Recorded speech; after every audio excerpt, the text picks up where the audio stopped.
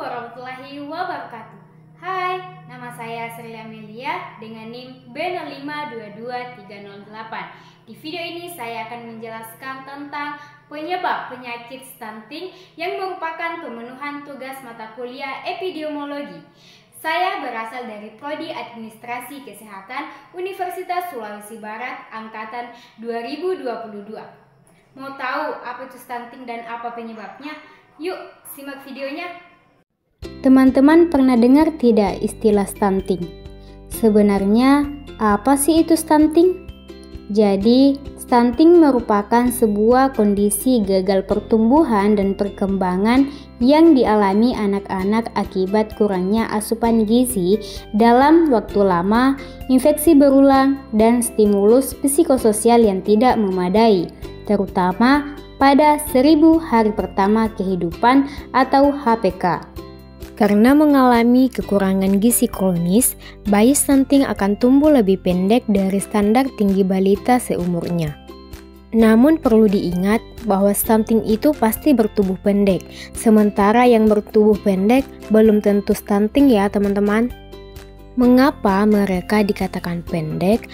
Karena tinggi tubuhnya berada 2 standar deviasi di bawah rata-rata.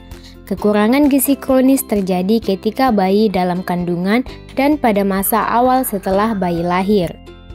Balita yang mengalami stunting akan memiliki tingkat kecerdasan yang tidak maksimal dan berpotensi menyebabkan kerentanan terhadap berbagai penyakit infeksi dan penyakit degeneratif di masa mendatang atau di masa depan, sehingga mengakibatkan turunnya tingkat produktivitas.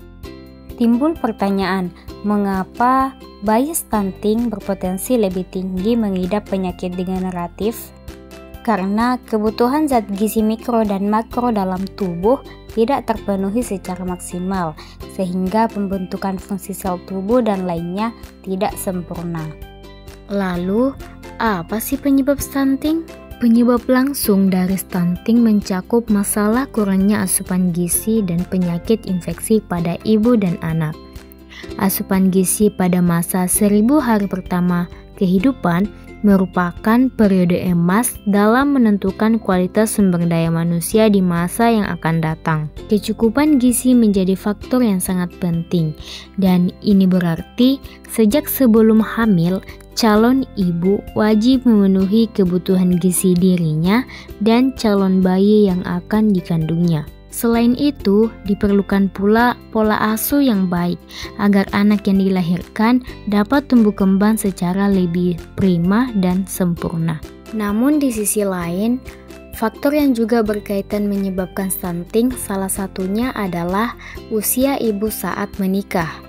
Pernikahan usia dini menyebabkan kehamilan pertama yang juga terjadi di usia dini dan akan berdampak kepada ibu dan anak yang dilahirkan memiliki risiko lebih besar memiliki masalah gizi seperti stunting.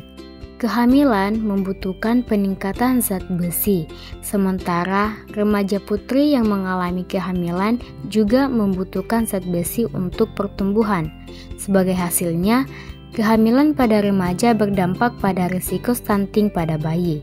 Berdasarkan penelitian Kasjono et al. Tahun 2020 menyebutkan bahwa pernikahan dini di bawah 20 tahun meningkatkan risiko balita mengalami stunting. Selanjutnya, penyebab tidak langsung yang mencakup beberapa hal seperti ketahanan pangan atau akses pangan bergizi, lingkungan sosial atau pemberian makanan bayi dan anak, kebersihan, pendidikan, dan tempat kerja, lingkungan kesehatan atau akses layanan preventif dan kuratif, dan lingkungan pemukiman atau akses air bersih, air minum, dan sarana sanitasi.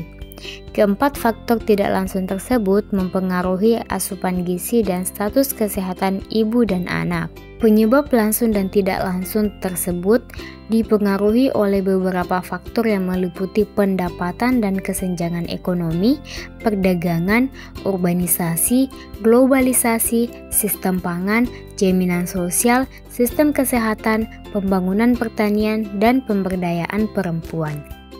Stunting bukan hanya masalah kesehatan saja, namun stunting juga bisa digolongkan sebagai masalah kemanusiaan, di mana dalam Undang-Undang Dasar 1945 Pasal 28B ayat 2 disebutkan bahwa setiap anak berhak atas kelangsungan hidup, tumbuh dan berkembang, serta berhak atas perlindungan dari kekerasan dan diskriminasi.